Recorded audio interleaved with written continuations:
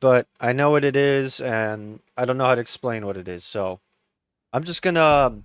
I downloaded the audio so that we can. It's not taking up as much RAM, even though there's a 57. What? Oh, 5060. Here we go. Oh, wrong button. Is that I am trying to gain from the testimony. And it's always a good fundamental to go back and look at your charge to figure out where in the big scheme of the story you're trying to tell this particular witness comes in.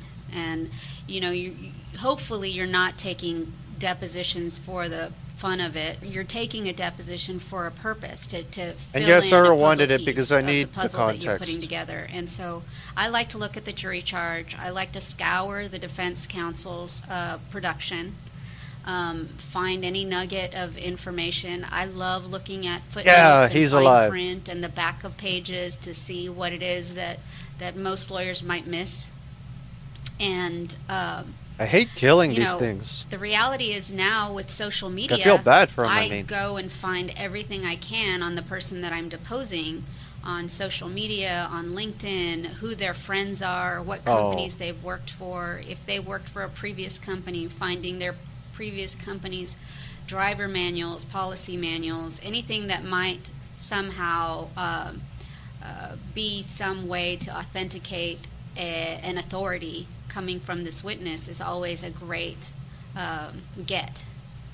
Yeah, I think another thing that, and you had some success with this last week, is also networking amongst plaintiffs' lawyers. We're really good at sharing things. A lot of other firms are good at sharing things, and getting people's prior testimony, prior admissions, prior reports from experts really makes a huge difference. It really does, and some of the best depositions I've ever taken were thanks to fellow trial lawyers who had saved those the old depositions, were willing to share them. And there's nothing more embarrassing for a witness, especially a paid witness, to be cross-examined by contradictory testimony that they gave 5 years ago or 10 years ago or 17 months ago. Yeah, like the one you did last week. You had a defense doctor who said all these things. This all has to be pre-existing. You can look at the MRI and tell the person doesn't need surgery, and it couldn't be from the wreck. But then you got their deposition on a case where they were the treating doctor, and they said the exact opposite. And it was pretty embarrassing for the doctor. I mean, I guess he's busy guy, and he'd forgotten that he'd testified on behalf of this 60-year-old woman with degenerative, disc disease, and in that case that he testified in, he'd actually made a surgical recommendation, despite the fact there was no apparent visual trauma on her spine, mostly degeneration, and he related it in that case to a car wreck. And it was pretty hard for him to back off of that once he had that deposition in front of him. But if it wasn't for another lawyer at another law firm taking the time to send you a copy of the depo he took 5 years ago, we would have never got that great testimony. Right. And I think that that's also a testament to lawyers collaborating and sharing, because if you're the kind of lawyer who shares information and gives freely of their time and input and energy, then when you ask for help and advice, it'll come back to you tenfold. So. Absolutely. So I hear different schools of thought on deposition length. I hear people say, well, like in Texas, for example, we have 6 hours and that you need to take the full 6 hours. Other people are not into long depositions and pride themselves on how short they are. Do you have any thoughts on that? I always wish I could. One day I want to grow up to be the lawyer who can take a short deposition. It's just not in my style. I tend to be exceedingly thorough, which drives opposing counsel mad. And I just find that I can't walk away from the deposition feeling satisfied unless I've covered, a lot of ground. And, I always tell myself that ultimately the jury is not going to hear all of that. It's just going to be much shorter, because you don't want a jury to sit and listen to hours of testimony from a witness. It's going to bore them to death, and it's going to do all of the things that we hear the jury consultants say that we don't want jurors to do, and, be sidetracked. But what I find is lots of times when I'm taking a deposition, I'm not just doing a trial deposition of a witness. I'm Where's the trying to weakness on this prepare thing? in advance to a summary judgment response, or I'm trying to lay the groundwork for what I need from Oh, I hope another this doesn't witness. mess things up. My depositions tend to be a little bit longer, but I do them thinking in advance that I know I will edit them down for the jury. Yeah, and I'm probably on the other end of the spectrum. In general, I pride myself on short but thorough depositions. But it really depends on the witness, on the subject matter. Right. If I'm doing a deposition in a trucking case where I've done hundreds of them, I can do a shorter deposition because I know what I'm looking for. I can go through all the documents. I will have my theory of the case. I will find out, okay, like, we don't have a driver qualification issue. They did this right. I don't need to ask about this. Right. Oh, we have something in the logs. I need to ask about that. There is a Jeez. danger, though, I found, which is Mike Gleiserman and I guess the Zen Buddhists talk about having what's called a beginner's mind, where you try to go in there with the mindset of you don't know anything, and you're asking the questions as if you don't know anything, because that what they call the curse of knowledge. You know it, the defense lawyer knows it, the defense witness knows it, the jury doesn't, and you're talking this jargon and this shortcut stuff, and you don't explain it. But I think, but then again, when I do a witness in a new area, or maybe someone that hasn't been deposed before, and an expert, I'll tend to take a longer deposition because I'm still learning. Mm-hmm.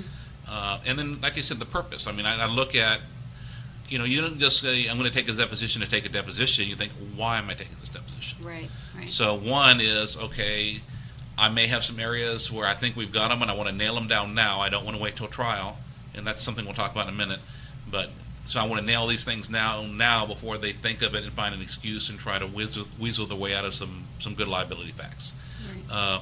It could be that there's just something I want to know. I don't know what the answer is, and I want to ask. It could be we know they're going to file a dispositive motion, or I know the company policy is going to back up what our trucking expert's going to say, and I want to get a good quote I can use for that, or a good quote I can use in my opening. So it really depends on what the purpose of the deposition is. But I think you're totally right on going back and planning that out in advance. This is so My frustrating. biggest pet peeve is someone says, well, let me get an outline for this kind of witness. And I see it all the time on listservs, and I see the defense lawyers doing it all the time. They have these big, long outlines, and they're asking all these irrelevant questions. And Right. It takes forever. Right. And what I think the real danger of the outline is because they're just going through everything in their outline, they don't listen. And sometimes when you're talking to somebody, the word that's get not two? said, like, wait a minute, there's something here. There's something they're not wanting to talk about. Or a little word slips out, you realize, if you're listening carefully, hey, there's something here. Right. I think But if that you're just that's, following an outline, you miss it. I think that that's especially true if you tend to be more of an intuitive person, and you can put your pen down and listen to the witness when he's answering. They get closer or to you she's when you hit answering 'em. your questions. It's very subtle, eye movements and posture changes when they're answering questions can tell you that you've got to follow up on something. And so what I like to do a lot of times when I'm taking a deposition is literally put my pen down. Nice. That might and be sit it. back in my chair and really genuinely give that witness my full attention. It makes them, I think, feel a little bit more at ease and more comfortable I got talking. one. And sometimes you get really good Might be it. testimony if you put your outline aside. What I do to try to keep myself on track is I don't do very well with outlines, but I like to keep an outline of the documents I'm going to use. So I have a stack of documents that form, it's very similar to having your PowerPoint, your documents that are going to trigger your questions as you go along. So I like to have all the documents that I'm going to ask about. Sometimes I'll find that the document's not relevant and I'll toss it on the ground. Rick. But it helps to kind of have an outline of where you're going to be heading. Not a form outline. You just need to be prepared to abandon your template. Yeah, what I do is I try to create a custom outline for the deposition, but it's kind of like So, like Mallory always says, your outlines are useless to anybody else because no one else knows. Because I'll have like key areas that I want to ask about, and then quotes from documents with some way to identify what the document is that I want to ask about. But I don't look at I'll look at it once, and then then I don't look at it when I'm questioning somebody, and then I just take that That's conversation wherever it leads naturally. And then when we come to a pause, and I'll go look, I'll check off what we've covered, and I'll go back to what we haven't. Right. But when you're just blindly following that outline, I think you can miss so much that would show up in a natural conversation if you're actually listening. And we've all seen young defense lawyers who are asking our clients questions based on a very tight outline and, breathing that sigh of relief when they just moved on to the next question when they should have asked a follow-up. Absolutely. And I had a case we were able to turn into a fatigue case because we were talking to the driver about his cell phone, and he kind of made a little slip like which phone or something. Wait, which And one's it turned this out one? He I had didn't see his these regular two. phone that he always used, but then he had his other phone he used he didn't want his wife to know about that he was talking to his girlfriend on after his wife went to bed till 1 in the Whoa, morning. whoa, whoa, every whoa, night. whoa, whoa! We need to hear Then he that didn't- story. then he had to do it before. What?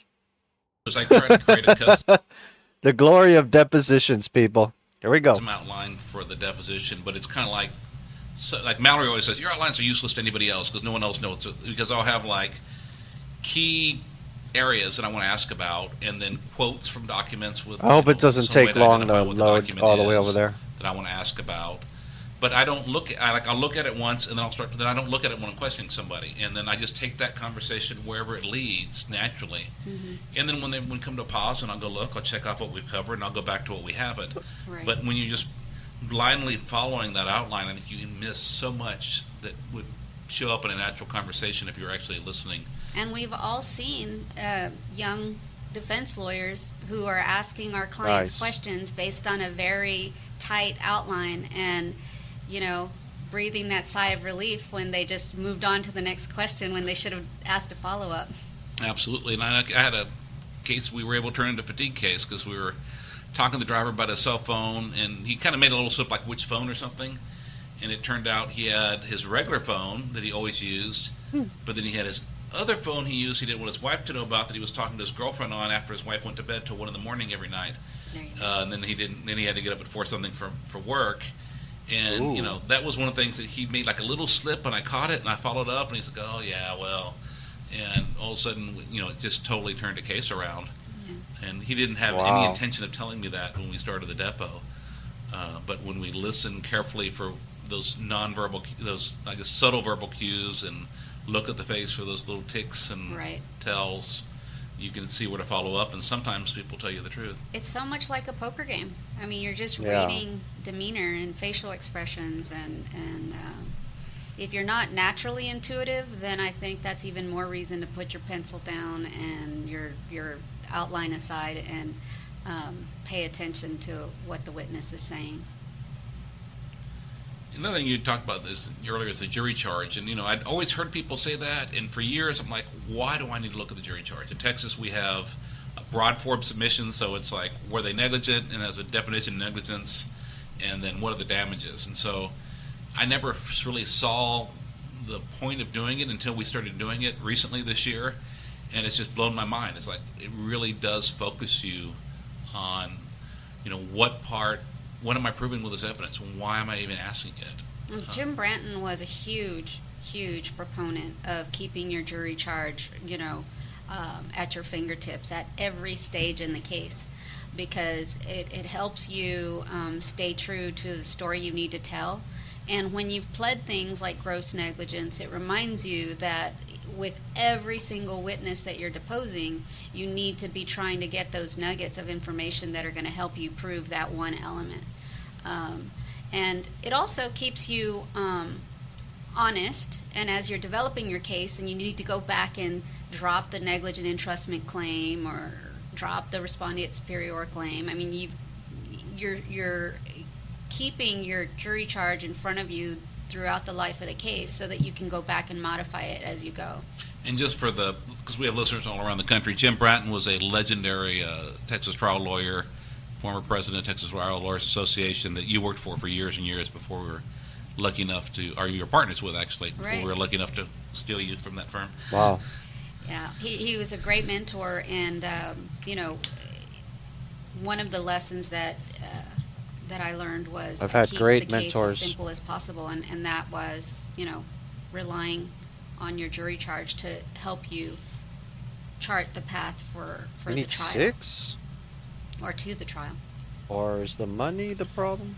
Yeah. Another thing that we've had a lot of lively debate on, more. at least within the firm, and I hear other people talk about, is the idea of going for the kill in the deposition, and just cross-examining the heck out of somebody, getting everything you can, versus if you know the witness is going to be live at trial, saving things for trial. What are your thoughts on that?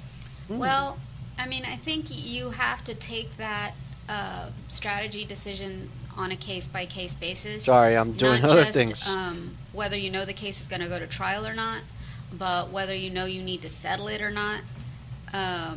Obviously, if you know that you've got some problems in the case and you have every intention of settling that case, then you don't need to be saving any nuggets for another day. You need to pull those out and get them on the table. If you've got some dirt on the witness, or you know something that is going to significantly change the defense counsel's evaluation of either liability or damages,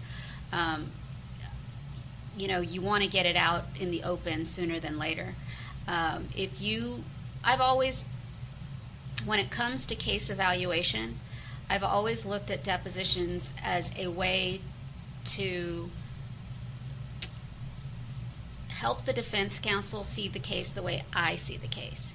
So if there is some information that I think I can get out of a witness that I want the defense counsel to include in his or her report to their carrier, I definitely get that out sooner than later. I don't see a value in saving it for trial unless I know for sure that I don't want to settle the case and I want to surprise, the defense counsel in front of the jury. Yeah, I've gone really back and forth on this over my career. When I was a baby lawyer, my first boss said, "The matador does not tell the bull how he's going to kill him." And so I was taught in a deposition, if the person's going to be there for trial, if it's not a trial depo, you get their story, you lock them into things that you want to use against them later, and you go home. Hold on, be right back.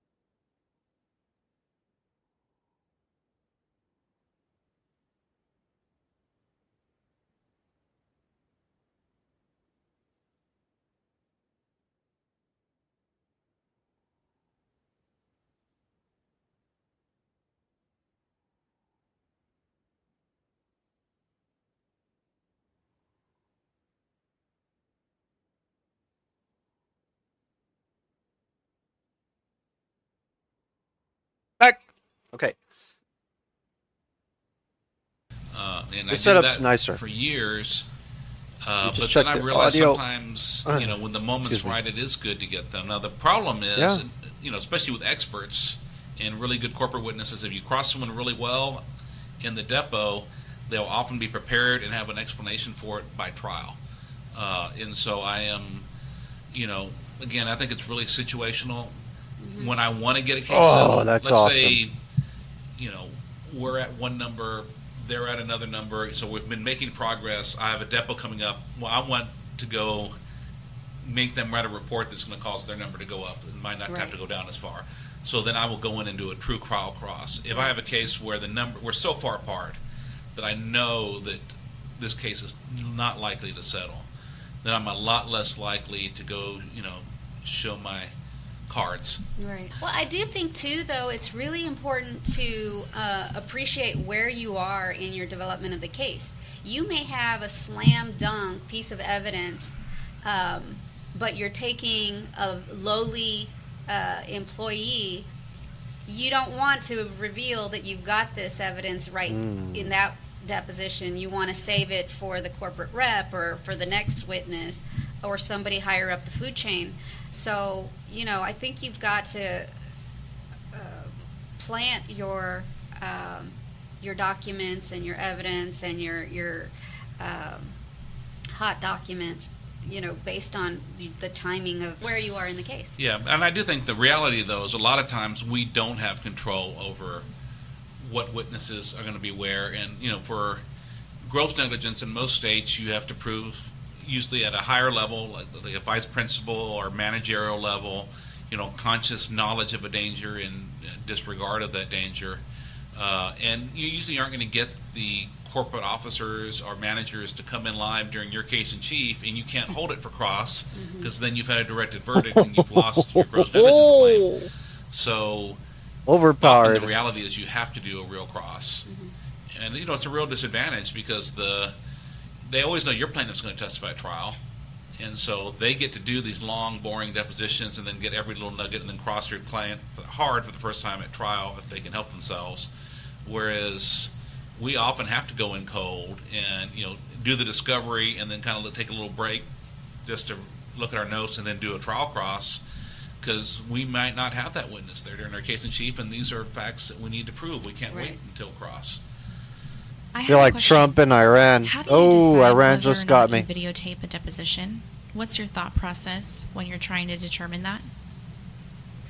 I like to videotape as many depositions as I can because, just like Michael said, wait, who asked that question? Are going to be where, and for gross negligence in most states, you have to prove usually at a higher level, like a vice principal or managerial level, conscious knowledge of a danger and disregard of that danger. And you usually aren't going to get the corporate officers or managers to come in live during your case in chief, and you can't hold it for cross because then you've had a directed verdict and you've lost your gross negligence claim.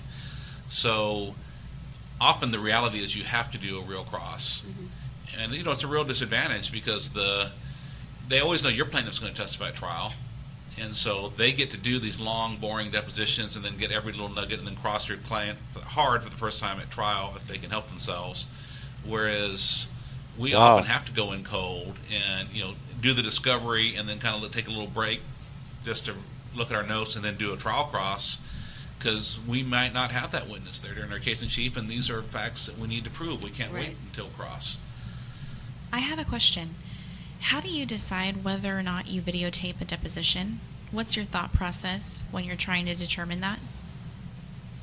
I like to videotape as many depositions as I can because, just like Michael said, if they're not going to be there, I think it helps the jury to read their demeanor. There isn't any deposition that I can think of where I wouldn't want to videotape it unless I know I'm going to be deposing a really pathetic, sympathetic, character that, I don't want the jury to fall in love with. My default is to always videotape. Pathetic? The only exception I can think of is if it's the rare pathetic, sympathetic, character that, I don't want the jury to This is fun. fall in love with. My default is to always videotape. The only exception I can think of is if it's the rare event when I depose a defense witness, which for me is a fairly rare a defense expert, which for me is fairly rare, and we'll talk about that in a minute. But let's say I want to depose somebody just because I'm trying to get the information to make a Dauber challenge. And I don't plan on, because I want to cross them live in front of a jury, I don't plan on doing a full cross. My always fear with taking a defense expert deposition is I'm going to take a discovery deposition and then they're going to turn around and do a trial direct, and I'm not going to be prepared to do a trial cross. So what I will occasionally do in that unique situation is notice a depo without video, and then if they cross my video, then I know it's coming and I have to prepare my trial cross. Because I typically don't want to do my trial cross on an expert prior to trial because they're the most slippery, and they will find every way they can to get around whatever admissions you get in your depo by the time they get to trial. So that's the one time when I wouldn't video. Other than that, I think almost always, if it's worth taking the depot, it's worth videoing. Nice. If anything, if I had to choose, I'd do a video and not a court reporter, which you can do in most states, rather than the other way around, because the video is so much more compelling. I mean, I don't know about you, but I've been in trial when we've had to read deposition testimony of the record. It's not particularly compelling. Right. The only other way I would think about doing it would be, let's say I had an eyewitness who was either the manner of speaking or the appearance. Let's say I had like an eyewitness to the wreck who had like gang tattoos all over his face, or something like that. Then I might consider, well, maybe having another person read this in the courtroom would be better. Right. I knew it, the other side didn't, so I noticed it by, without video, stenographic only. But like I said, rare situations. Normally it's better to have the video because there's so many moments. And I can think of one. We're in a trial, and I'm trying to think what we asked him. It was like, were you on your phone? And he was, no. But it was like, the transcript just says no, but in the video you saw the guy pause, look up. It took him like 10 seconds to answer the question. Right. You could tell he was lying. Right. But you couldn't tell that. And, we reading got the that transcript. 10-second clip, and we played it about 10 times during closing. You just don't get those moments. You don't get some of the crazy things that happen. Also, I think some witnesses will misbehave more when there's not a video, especially experts, though. I think having a video there. Be right back. Get my drink.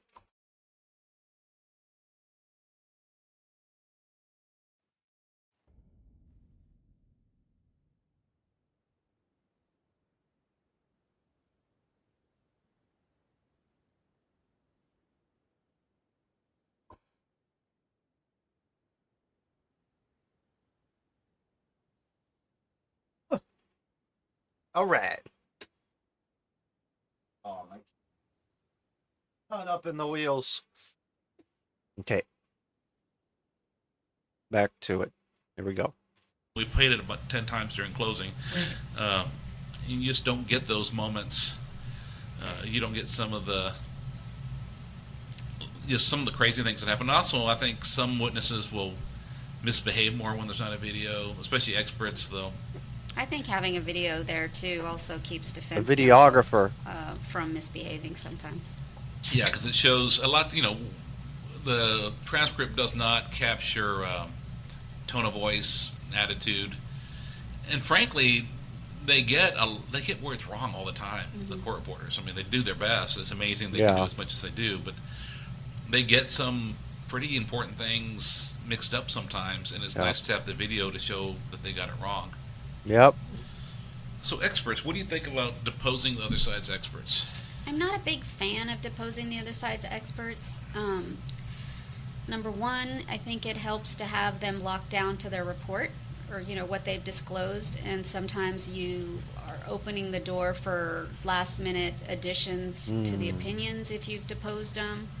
I just don't like the opportunity. I mean, you're basically giving the other side an opportunity to do a free trial. Change. A trial direct of their expert. So I just generally don't like to do it. I generally don't like to do them either. And one, usually there's so many prior depositions of experts and prior trial There's so testimony much of you experts. can find out there, yeah. Yeah, that you have everything you need anyway. And then you just can't help yourself. Nice. Like some people say, we'll just go in there and get their opinions and the basis and go home. Because if you cross them at all, you're just going to give them the practice. They're going to get used to how you are. But then I'm worried if I ever just go and, what are your opinions? What are the basis for your opinions? What are your qualifications? And go home. Someone may just play that and not bring the expert, and then there's no cross. So that's, kind of dangerous. The only exceptions would be sometimes, when there's, they've done testing. Sometimes when they've done an accident reconstruction, you need to ask them, like, what photos, what measurements, and, it's not quite all in the report. We have to do it. But even then, I just try my best to focus on not doing the trial cross in there. The only other exception is if I know I can nail somebody, and we're getting close to settling it, and I'm trying to push them over the edge. Sometimes we'll do it. Right. But a lot of times we really for whatever reason, a lot of defense lawyers I found, they want to do their experts by video, and we end up having to do, but it's really like a trial process but on video. Right. And those opportunities, you were talking about you wanting to see their file and their photos. I had a case, an accident reconstructionist several years ago, who we were doing his trial depo. And while he was being asked questions by opposing counsel, I was sitting there looking at the photos that he took of his inspection of the scene. And for some reason, all the photos were just kind of laid out on the table, and his photos fell right next to the police photos, and clear as day you could see that the skid marks that he had measured and relied upon weren't actually there on the date of the wreck. Oh, that's awesome. And so it fell in my lap, literally, but just having the expert's file splayed out on the table creates an opportunity for you to get another look-see at how they're looking at the case and why. Now, one area where we often have to do trial depositions is with treating doctors, because it's hard to get doctors to come to trial, especially surgeons. Even if they want to come to trial, they get called away a lot. You know, how do you think doctors in general do treating doctors as witnesses? Well, you know, Depends. it's definitely based on their experience level. So you get a baby new doctor who's going to be very tentative and nervous about expressing his opinions or her opinions. And then you've got doctors who are so experienced that they are coming off as arrogant in their depositions. So there, I think you see a full spectrum, but generally speaking, I think anytime you've got a doctor expert, they're going to be confident and sometimes overly so. Yeah, I think the plaintiffs' lawyers and bars, we're at a bit of a disadvantage when it comes to doctor depositions, because we generally have doctors that are treating patients and they focus on being a doctor and treating patients, whereas the other side tends to have the doctors that, for whatever reason, other doctors aren't referring them patients, and so they're making their money testifying in lawsuits. And they take classes and they practice, and they're much better at the testifying part because, frankly, they don't have as many patients because they kind of suck as doctors. Excuse my language, but that's kind of my experience. Every defense doctor that I've ever done, sometimes it takes years of research and background, but there's always some reason why they're not doing medicine full time. They're spending so much time reading medical records and trying to keep patients from getting justice. It's because nobody will sit in the business. They didn't go to law school. They didn't go to medical school to do that. Right. So, you know, some things I found that helps with treating doctors. One problem I've found is they'll get the record and they'll just start like, you know, doctor, did you do a history? Yes, I did. Blah, blah, and they'll just start reading the whole record. You know, and you know, really, the more visual things they have to work with, the more it slows them down. So, you know, medical illustrations, we tend to do, you know, on a surgical case, an animation step-by-step showing how the surgery happened. But even in cases when you can't afford that, just go to Google Images and find step-by-step. And I find that slows them down. Same for the physical exam. I mean, yeah, maybe they'll spit it all out and that'll start slowing down. Wait a minute, you did a straight leg raise test, doctor. Is that right? Yes. What is a straight leg raise test? You know, can you show us how it's done? I think why that's do you do true. it? You know, and you got to slow them down because they'll just spit it all out, and then they'll use terms that make no sense to the jury. They'll talk so fast the jury won't get it. So I think it's really important to use those visuals to let them communicate. I think that, you know, if we as lawyers can remember that doctor experts are human beings and they like to talk about things that they're good at or that they know well, and you can softball the questions that you want them to talk about. You know, walk me through a surgery. Right. And they can become human beings again, and you know, you can see them enjoying the discussion about this great procedure that they did. And it kind of, as long as you can remember to go back and get them to explain the terminology, you can humanize them and really get them invested in the testimony. And if you don't, they'll be looking down, reading. Good thing I had some practice right now to read along with them. Definitely ain't gonna die. Incredibly ineffective testimony. Right. And I think, you know, visiting with the doctor in advance, making sure that she knows exactly the goal of the deposition and you know, if the goal of the deposition is to humanize the plaintiff, or the goal of the deposition is to educate the jury on this complex procedure, the goal of the deposition is to compare a before and after MRI, you want to make sure that the doctor is aware of what the goal is. Otherwise, they're going to just feel compelled to just read their records from beginning to end. Yeah, I agree. If she'll meet with you, and, Right. I often find I pay $500 to have a meeting, which ends up being 5 minutes right before the deposition, after I've sat in the waiting room for an hour and a half. Right. And these are supposedly the people in our pocket, right? but that's our life. But by and large, they're good people. They're just busy, and most of the doctors that are treating our clients aren't doctors that are wanting to spend a lot of time talking to lawyers. They're doctors that are busy treating patients, and Yeah. so we really are kind of a thorn in their side. Wow. But luckily our clients are mostly seeing good doctors who, they don't like dealing with us, but they give good care to the patients. So one area that I personally am not very good at is getting our own clients ready for depositions. I just personally, my This is tripped out. borderline Whoa. ADD or something kicks in, and I have trouble with the patients. You're a lot better at it than I am. What are some things that you think are useful in getting making sure our client doesn't lose our case in depo? And that's always the big fear. Every single lawyer who presents their client for deposition is terrified that they are going to lose the case because of something that their client says.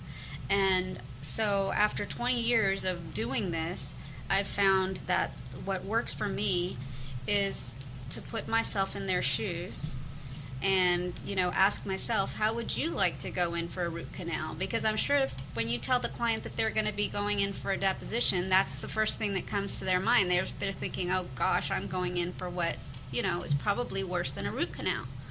And if you know that your client is going to be fearful and anxious and nervous about something, the best thing you can do for them is to help them become comfortable with the idea of it. They're never going to be completely comfortable in their deposition, but they have to be comfortable with the idea of it. And so in my experience, that means making sure that they know the technical aspect of it, what it means, what it will be used for, the significance of it. I always remind my client that not only is it the defense counsel's one and only chance to get to ask them questions, but it's also an opportunity to present themselves in front of the defense counsel for their report to their carrier.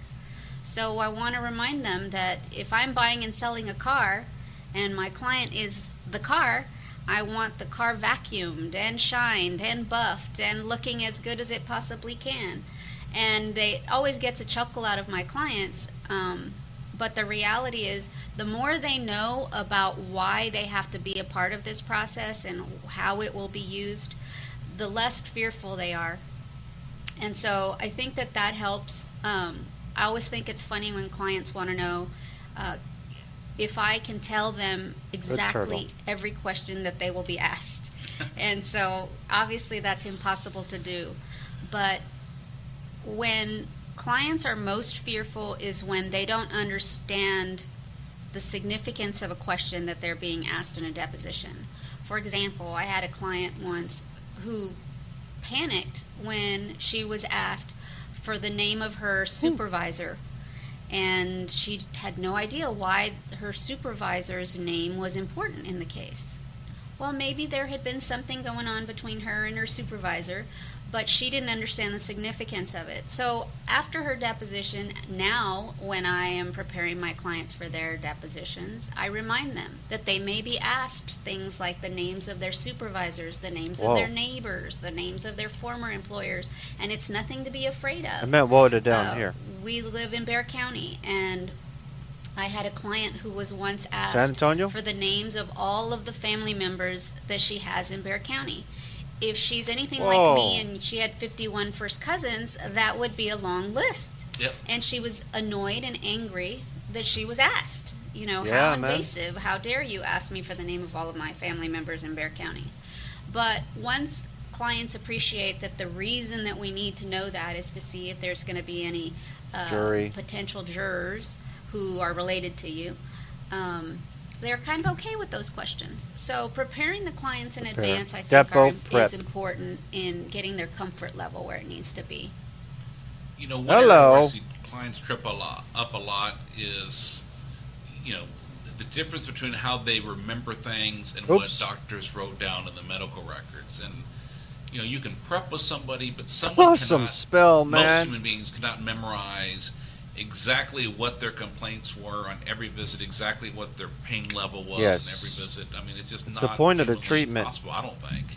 And I think it helps a client to know that the defense counsel has all their records and has studied them and has maybe hired nurses to do medical chronologies. And so I sometimes, without forcing my client to leaf through their records, I will show them a peek at the gigantic stack of medical records that have been accumulated in their case, so that they can see and appreciate visually that there's no way they could know all the answers. And so if they don't remember, it's probably better that they say they don't remember as opposed to saying affirmative yes or no, because even if they don't remember, the defense counsel has a long chronology. The other thing I do is, you know, when a client fails to remember, let's say, the wreck they had a year before, or, you know, their back pain they had a year before, it kills their case. Because if you have a wreck a year before, you can explain that. That's not a problem. But if you lie about it, or appear to lie about it, it's a big problem. So I always remind them, they're not asking you these questions because they want to know the answer. They're asking you these questions to see if they can make you a liar, because they already know the answer, because there's databases out there, and they know more about you than you know about yourself before they ask you the first question. So, you know, trying to encourage them not to try to hide things, because people aren't even necessarily liars, they just think that's what they're supposed to do. They think that they're supposed to overstate their case, they're supposed to minimize the past. And, you know, whereas brutal honesty really gets you a lot further. Wait, is it really? And I do think, too, it's important to prepare your client well enough in advance. I like to prepare my client far in advance of the deposition. And you prepare them, and then you meet with them again the morning of, so that they've had some time to process. I always tell my clients that they have a week's homework to do. And so when we meet before their deposition, I ask them if they did their homework. And part of their homework is going through and trying to articulate their injury and what they've been through. But some of it, too, is appreciating that it's okay to not have all the answers. In my experience, my clients are always so helpful, and they feel like they need to give a specific answer, even when they don't know or they don't remember.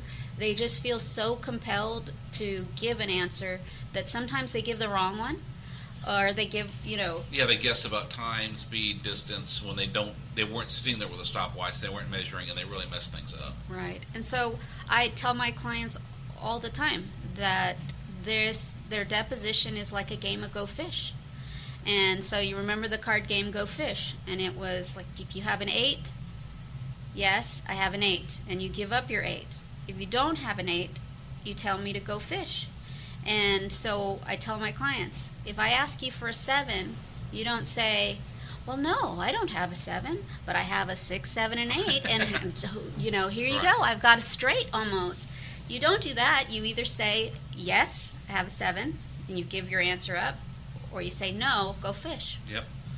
The other thing I think that we need to do, and I never played Go Fish. I didn't understand that one. And Sorry. I see a lot of plaintiff lawyers not doing, is making sure that we have equal information to the defense when we're prepping our clients, which means spending the money. It's not very expensive to do an ISO claim search on your own client, so that you have the same claims history that the defense lawyer has, because your client may have honestly forgotten.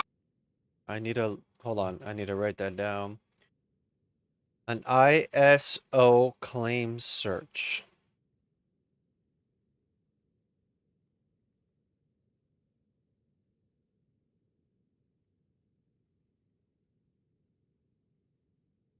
Hold on.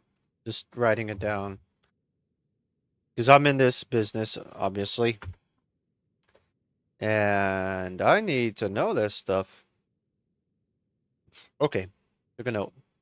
We have 3 minutes left, and then we'll jump into the next podcast. I want to continue. Yes. Forgotten that they had a prior claim, or your client may think that they don't want to tell you because you Can I won't take jump their off? case anymore, or maybe they're trying to get away with something, maybe they're just scared. But getting the same information, if you've disclosed prior medical providers, get those prior records and review them with your client before the deposition to find out whether you have any problems or not, because go. it's those misstatements that kill you. Right, and I think that that's actually a relief to some clients because, when you represent sometimes folks who are not very sophisticated, if they've been arrested before, they don't know how the disposition of their case sometimes. Yeah. And so they may not know what the charge was. They might Rick. not know the disposition. They may not know That's what all I deferred got. adjudication means and the A little bit of significance bloody of it. flesh. So What the? Getting Bear back. Real quick. 10 seconds.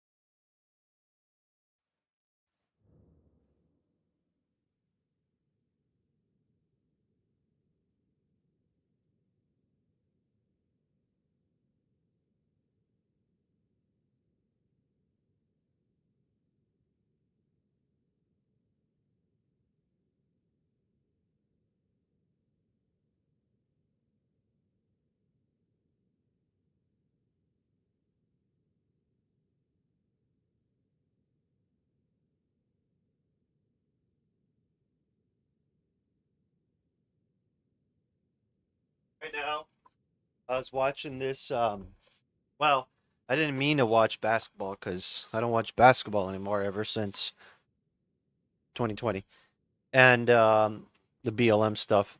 But so right now, there's this guy, and they were like, it's on my Amazon TV. Like it makes you watch freaking basketball. Like as soon as you start the freaking the TV, it's like instant basketball for free right now. Here you go. Well, I was listening to it, and it was like, look at this man. He's in peak physical form. He's like a Greek god. It's like, good gosh, what the frick? First of all, the paganism is BS. But the actual like ridiculous thing was like, well, that was the most ridiculous thing. But like, he wasn't even like super buff like an Athenian, a Spartan, whatever. He was like skinny. He was like normal, like a black guy. Wait, was there someone behind that column thing? Guess not. Whoa.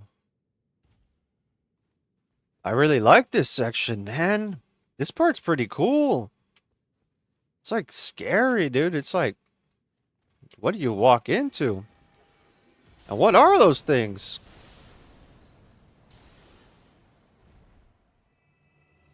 I don't even have time to like actually process what I'm looking at, what those monsters are. The good thing is that they rush you. There's kind of no point to go all the way over there. Let me see if I can kind of kill them one at a time. Sure, nice.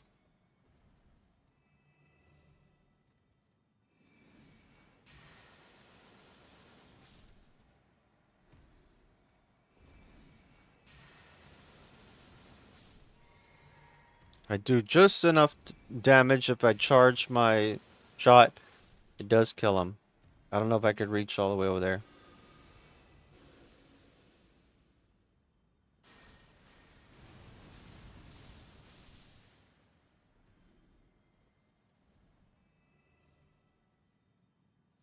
I don't know if I could reach that.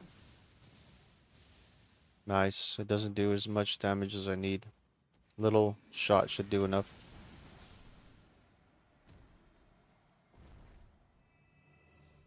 Charge shot. Looks so nice. Right next to him. Will that trigger him? And that didn't even get him all. That didn't even aggro him.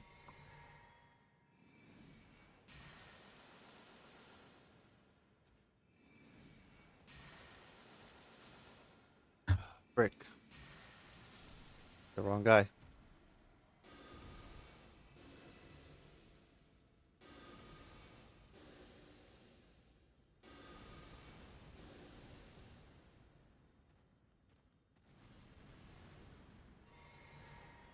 Uh-oh. Frick. Didn't manage that right. They're coming after me now.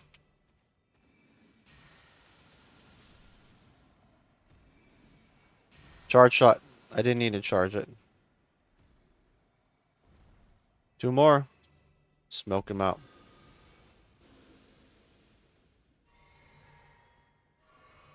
One little one.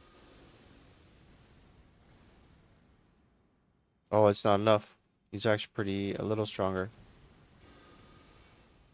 Medium charge shot. Not use the lightning. Okay, we're good. It might be long enough with the charge shot. Double charge shot.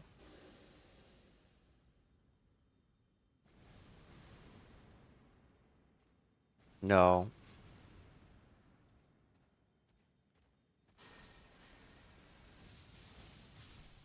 That's so beautiful. Dude, I am like super leveled up now. Like super hardcore. Okay. One of these. Triple charge shot should kill him. Maybe one little one at the end.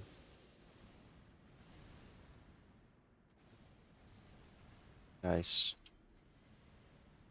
Okay, now I can explore. Is there anything out here?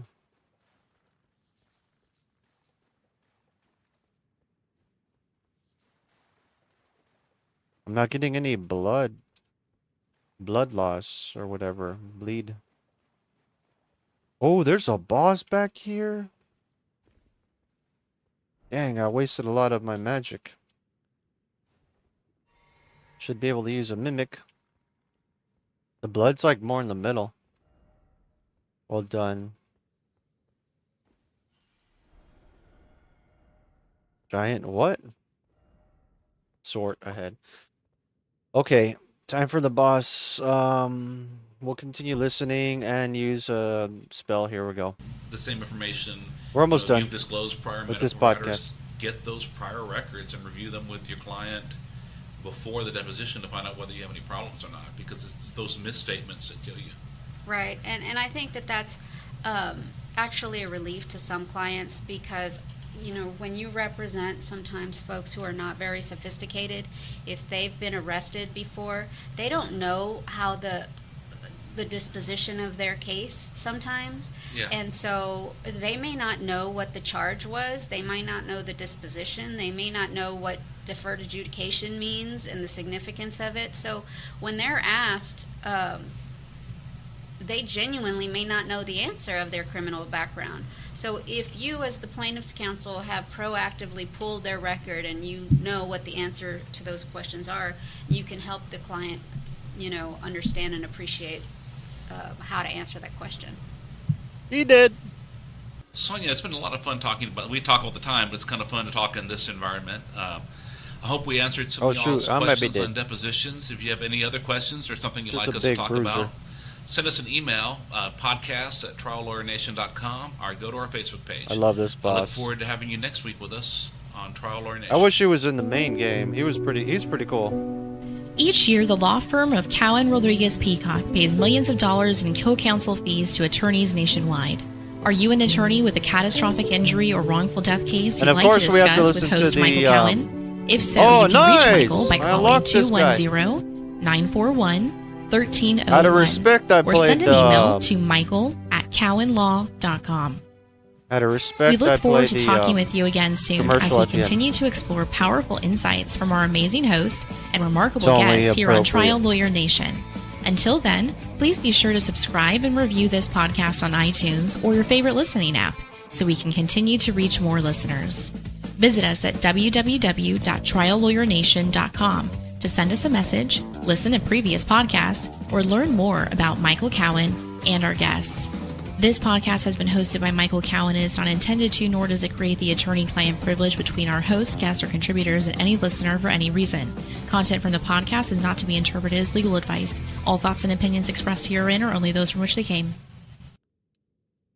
So, in case it hasn't been made obvious at this point, what a deposition is, it's a phase in litigation And litigation is a phase within a civil case. It's the second half of a case. If a case cannot be settled in pre-litigation, then it gets settled. If it can be, not every case can be settled, but if it does get settled, um, if it can't be settled in pre-litigation, it goes to litigation.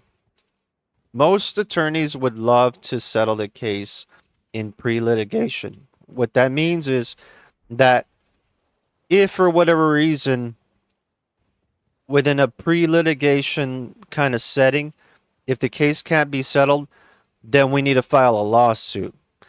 And like one of the purposes of the lawsuit is to tell the insurance, the defendant, that we're willing to take this case all the way to a jury trial. And if they don't, and what we're kind of threatening there, there's other reasons, purposes for the lawsuit. But what we're doing there is we're saying, look, a jury, there's a chance that a jury can award way more, um, nice, based off of, they can award way more, um, than what their coverage limits are, policy limits are, as opposed to settling the case or negotiating outside of a trial or outside of litigation. So there are advantages in a taking the case to litigation. Um, but basically, fast forwarding without going throughout my whole speech, basically, on how the whole legal process works, because it's very long. It's a whole hour, like at least a 1 hour explanation. Basically, what we're doing when you take a defendant's or defendant's expert's deposition, a deposition is basically an interview where you are interviewing someone, you're kind of interrogating them. That's another way of putting it. You don't ever, I wouldn't never tell a client that they're gonna be interrogated. I try to, as Miss Sonia mentioned there, ease them into it and explain, because like they said, like she said, for some clients, it's like, oh, it's like going to the dentist. It is. It kind of is. But it's all about perspective sometimes. If you explain, like, in the way that, no, a deposition is kind of more like an interview. It's like, oh, an interview. Like, that's kind of almost like prestigious. A lawyer's going to interview me? Yes. And try to make it simple. Like, it's like, look, it's just about the accident, It's not anything crazy. Like, you don't have to worry. Like, we're gonna prepare you in advance, like they talked about in this podcast today. And yeah, any good lawyer should be prepping their plaintiffs, their clients, for their depositions, their interviews, what to say, what not to say, and basically like what they covered here today in this podcast is what should be covered in these deposition preparations, which is like, okay, don't don't over like explain things, try to keep things short. If you don't know something, it's better to say that you don't know. Yes, no, I don't know. Keep things short, sweet. Um, you don't want to. It's a whole long thing, but basically, um, that's what lawyers should be doing with their clients is preparing them for the deposition. And so the deposition is taken under oath. It is used in a trial setting. And so, whoa, whoa, whoa. I thought this would work, but maybe not. He can still hit me. Oh, he's going to get me bad. It's not a good idea. Oh, I'm in his mouth. I'm in his mouth. I gotta get out of here. Go, go, go. Run away, run away. Oh, no, wait. Oh, I meant to actually get on the horse. By the time he killed me, I would have already been like enough far away to like not have been killed. But basically, in a deposition, when you're getting deposed or deposing someone else as a lawyer, you're interviewing them, you're interrogating them, and you're being usually filmed, recorded. There's a videographer, stenographer, court reporter, defense lawyers, co-counsel, other defense lawyers that are involved. If there are more than if you're suing more than one entity, and so these things need to be prepared very carefully. And so there's an art to depositions, and that's what we just listened to today.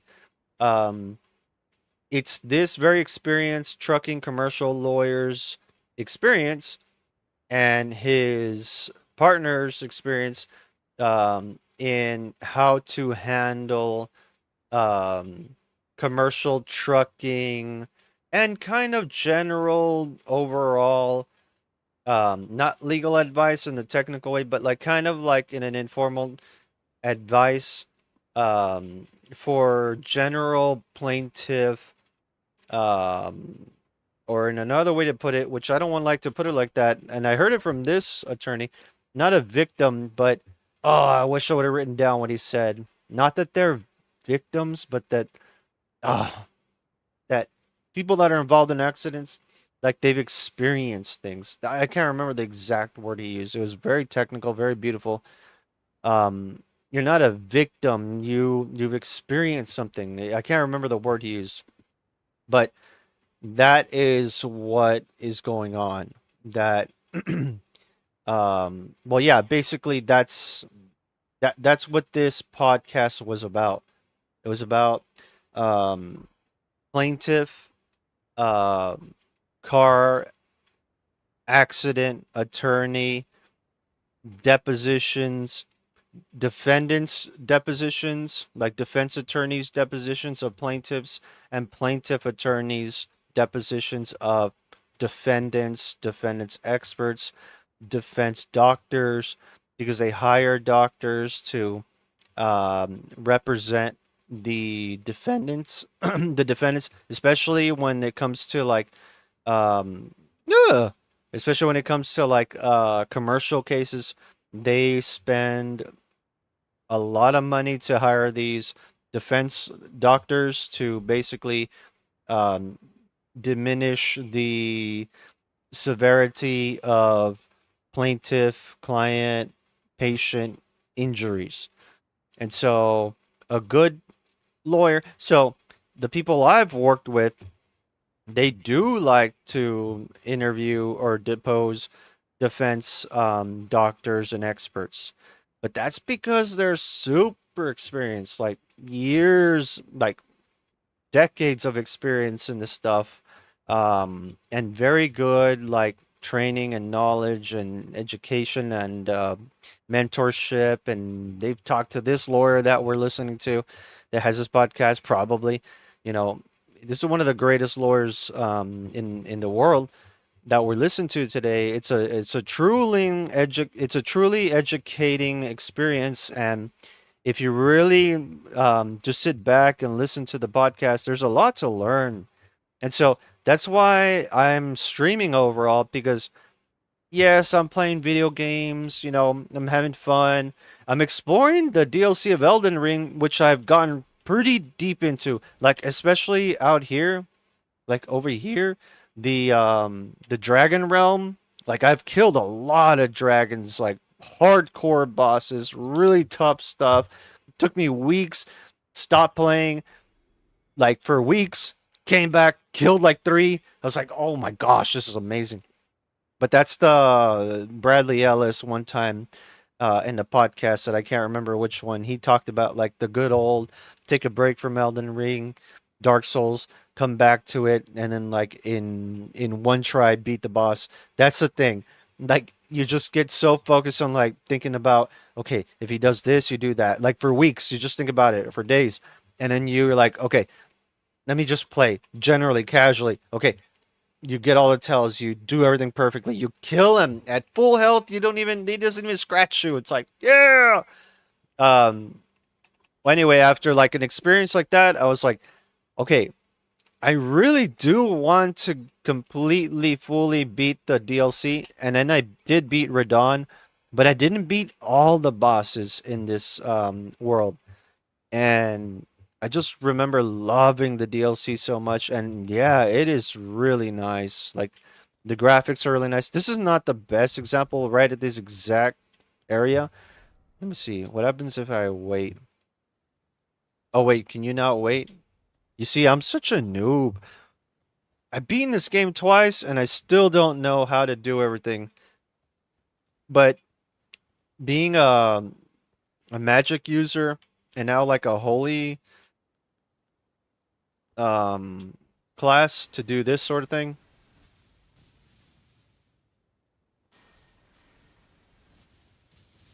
That's so awesome. I'm barely learning how to use faith, dragons. Eventually I'm gonna get the dragon skin. I'll be able to like figure out how to use it better. Look, so like one time. Oh, it does four. Whoa! Oh, it auto like shot at the closest thing. Oh, that is cool. That's neat. It auto targets. Wow. I didn't even know that. Look, let's see what it does with like this flock.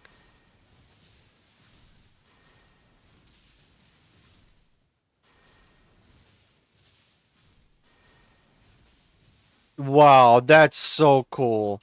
It's just auto targeting. Anyway, going back to the point of why I'm doing what I do. Yeah, I'm having fun going back playing this game, but also, learning something very profound, like the greatest lawyers in the world podcast, um, while actually streaming, playing games. Every day that I stream, every day that I'm playing these games, but streaming specifically, um, I learn something. I learn a lot, and I'm taking notes. And well, it's a privilege. Like one of the lawyers here said, it's what I always say. Work is a privilege, especially if it's a work that you love to do. Not that this is a work, but in real life, outside of streaming, what I do, working in the legal field, um, these supplemental streams, they're like supplements to my workout, to my everyday work. So, in the next episode, he'll be interviewing another lawyer. We'll be listening to it. I will wrap it up here. I wanted to keep going, but it's already kind of late, and I have to go to work tomorrow early in the morning.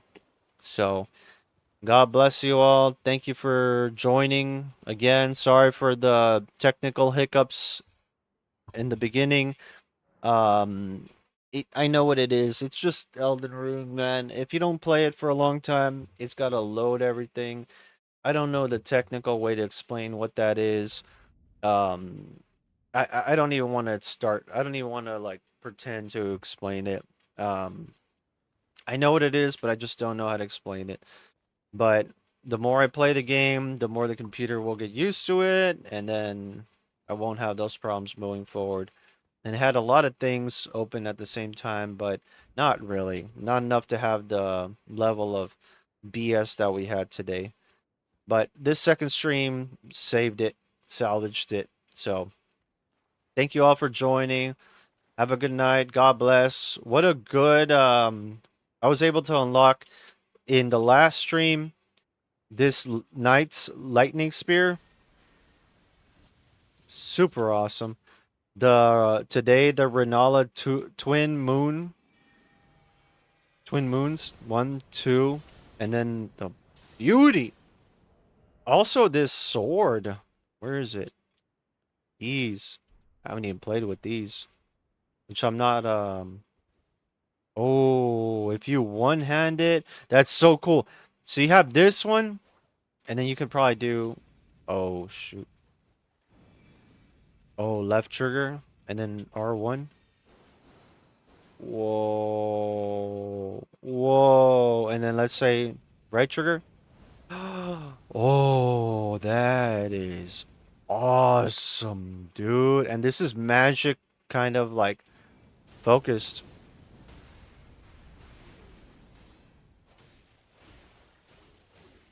Jeez. If you let it load. Dude, this is like...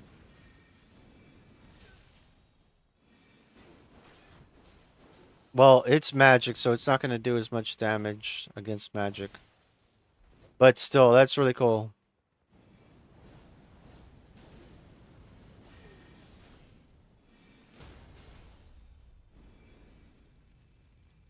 Oh, I ran out of magic or something.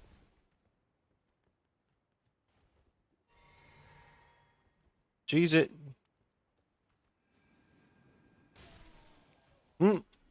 Cheap little cheese.